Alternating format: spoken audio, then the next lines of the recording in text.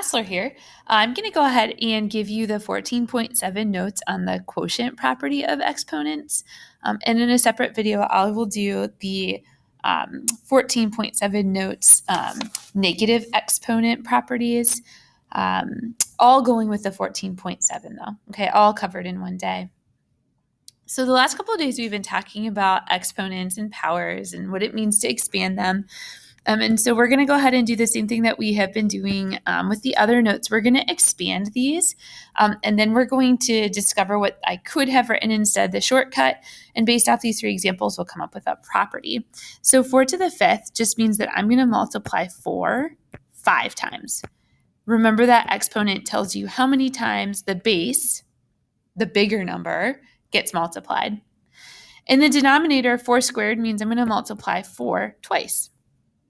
And what ends up happening is that I can cross off or divide out any common terms in the numerator and denominator, right? 4 divided by 4 is 1, and 4 divided by 4 is 1.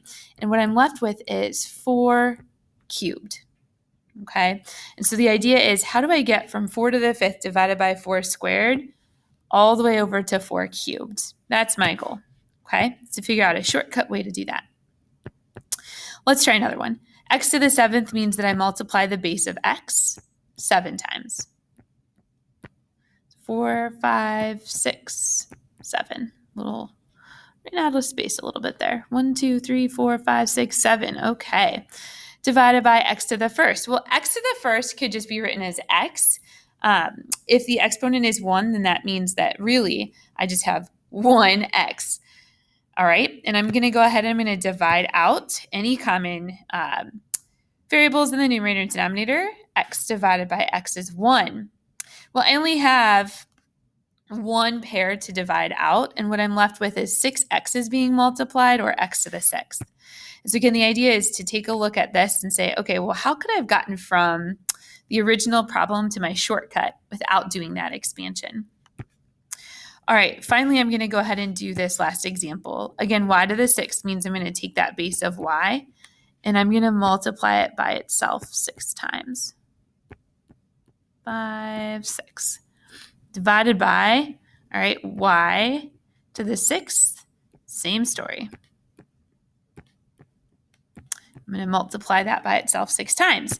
Then I'm going to go ahead and I'm going to divide any items that are common between the numerator and denominator. Y divided by y is 1 times 1 times 1 times 1 times 1 times 1. Okay, well, what ends up happening is when everything divides, I'm just left with 1. Okay, and again, the idea is, how do I get from here to here? And so what I'm noticing is when I look at the original problem and I compare that to the shortcut, what I'm noticing is that my new exponent is just the difference between the original exponents, okay? And so we can say that when you divide like bases,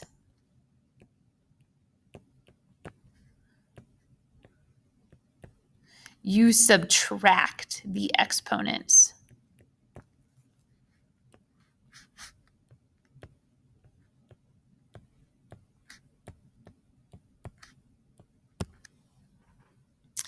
Okay, so let's go back here to this example of y to the 6th divided by y to the 6th. We said that's equal to 1, and that makes sense. Anything divided by itself is 1. But I just want to come back to this exponent property idea that if I were to subtract the exponents, right, 6 minus 6 would be 0, that based off of this rule, I would get y to the 0. And we're claiming that that should be equal to 1. And so one of the things that I want to add in here for us to think about is that whenever you have any base to the 0 exponent or 0 power, so any base to the 0 power equals 1. Except 0 to the 0, then that's undefined. okay? But if I have y to the 0, that's equal to 1. If I have 2 to the 0, that's equal to 1. And the reason is because that's stemming from this property that when I subtract exponents, I get a new exponent. And if I'm dividing something that is itself, I'm equal to 1. So those two pieces get put together.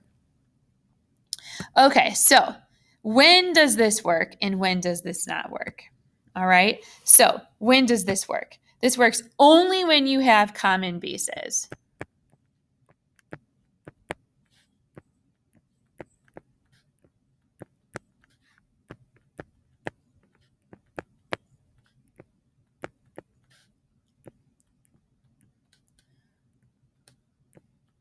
Okay. So for example, if I have something like a to the 6th divided by a to the 4th, if I subtract those exponents, I get a squared. When does this not work? Well, this does not work when the bases are not common.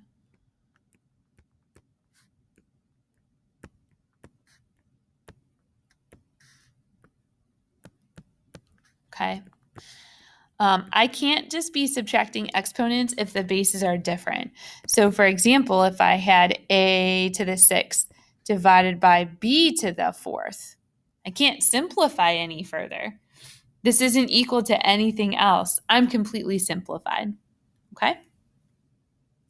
All right, so your job then is to go through and apply this property to see what you can simplify to be and finish that for homework. We'll go over it the next day.